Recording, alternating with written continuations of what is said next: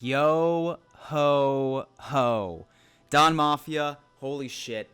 We are 3-0. Now don't get me wrong, this previous game about gave me a heart attack. It was funny when you watched me watch the game from the time it started until halftime, was in like that celebratory mood, right? Was pounding down Labatt's celebratory drinking. But then the second half, I started nervously drinking. It was a roller coaster of emotions, but the Buffalo Bills ended up pulling off the victory, and hence we are now 3-0. So, since I decided to make this a weekly tradition, I decided to go on ahead and give the Buffalo Bills a report card for their Week 3 performance. Once again, I'm going to be separating it based off of how I thought the offense performed and how the defense performed. One thing we can get out of the way, we can give a giant F to the officiating of this game. There was shitty calls all over the place, but we will get into that a little later. Before I dive into anything, I need to give a giant shout out to my most recent Patreon contributors, and those include my homie Dan Johnson with a $10 donation per month. Thank you so much, Dan. You have no idea how much that helps out the channel. And then Bo Suchi, a $10 donation a month. Y'all know the best way to support this channel is simply by smashing the out of that like button. But say you ever want to go the extra mile, Patreon is how you do it, and you can find that link in my description. So yeah, Don Mafia, starting off with our offense, I really think that we need to separate this out into the first, second quarter, the first drive of the third, and then the last drive of the fourth. If that was the game, right, and the third quarter and half of the fourth quarter didn't exist, then I'm going to give the Buffalo Bills a fat-ass A+.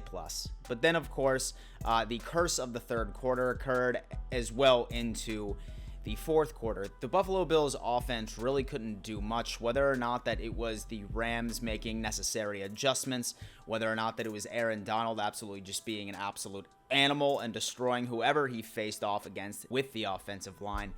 It was very, very difficult, but all in all, I think that we really need to be proud of our boys. Once again, Josh Allen, Stash Allen, baby, is legitimately proving the haters wrong. And for God's sakes, he's already in the conversation for being an MVP.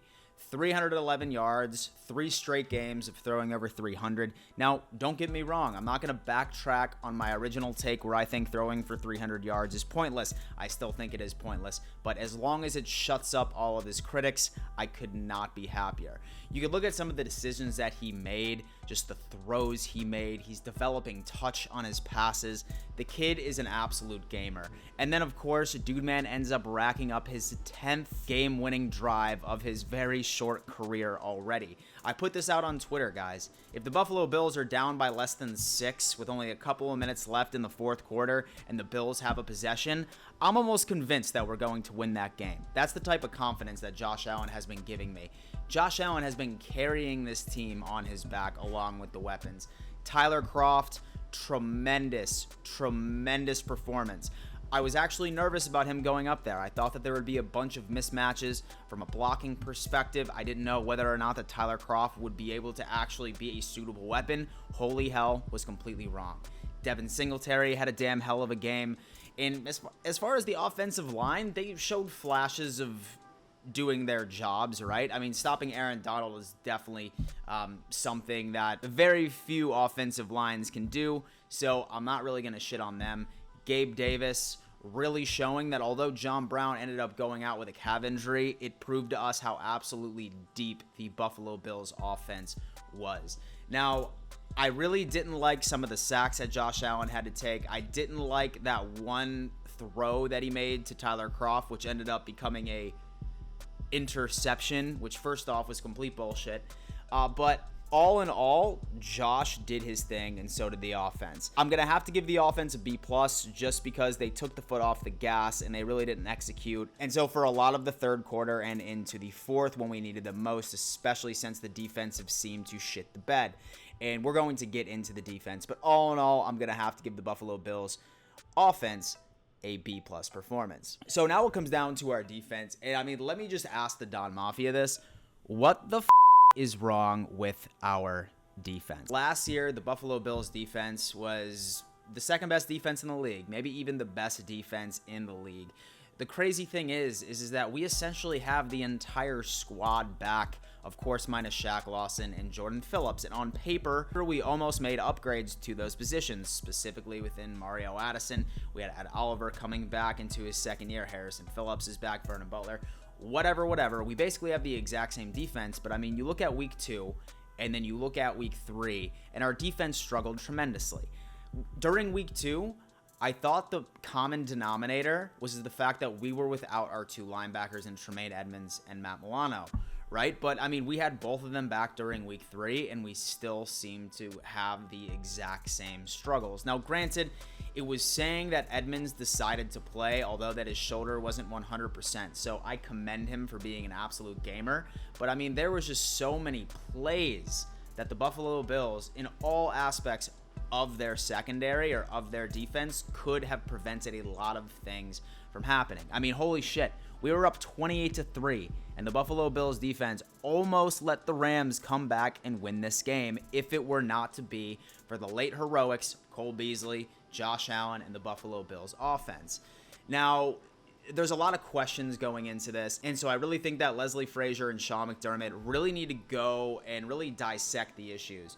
Because, like I said, I mean, we have practically the exact same personnel as in 2019. So I'm not sure whether or not that we're playing better competition, or whether or not that now offensive coordinators have enough tape on the Buffalo Bills and they think that McDermott and Frazier are just somewhat predictable. They're not adapting. They're not experimenting with new schemes. It's a personnel issue.